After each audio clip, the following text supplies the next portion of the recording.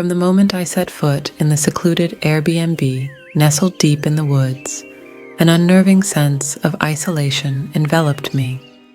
The musty smell of the old house and the eerie silence that hung in the air created a palpable tension.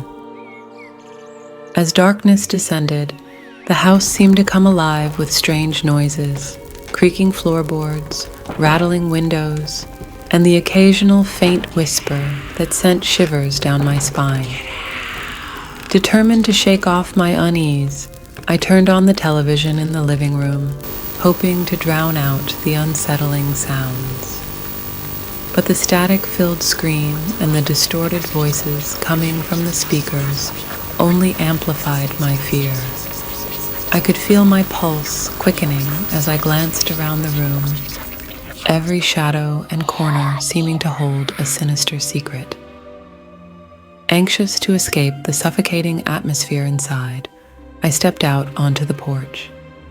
The cold night air stung my skin, but it did little to ease my racing thoughts. As my eyes scanned the surrounding forest, I noticed something peculiar, a faint glimmer in the distance. Curiosity getting the better of me, I decided to investigate. Armed with nothing but my phone's flashlight, I followed the glimmer through the dense undergrowth. The path was treacherous, and I stumbled more than once, my heart pounding with a mixture of fear and excitement. As I got closer, the glimmer resolved itself into a small, dilapidated shed. With trepidation, I pushed open the rusty door and stepped inside. The air was thick with the scent of decay, and my flashlight beam danced across cobwebs and dust-covered objects. In the far corner, I noticed a figure huddled in the shadows. My blood ran cold as I realized it was a person, their face hidden by a tattered hood.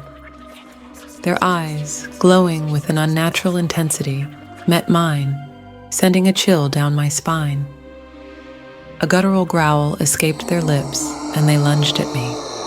In a blind panic, I turned and fled, my breath coming in ragged gasps. I could hear their footsteps pounding behind me, growing ever closer.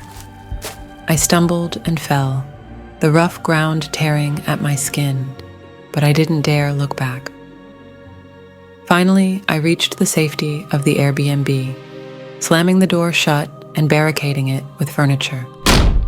I leaned against the door, my heart still racing, as I listened to the creature outside, scratching and clawing at the wood. The rest of the night was a blur of fear and exhaustion. I huddled in the corner of the living room, too afraid to sleep, listening to the creature's incessant attempts to break in. When the first rays of dawn finally pierced through the windows, I felt a sense of relief, knowing that I had survived the night. As soon as it was safe, I gathered my belongings and left the Airbnb, never to return.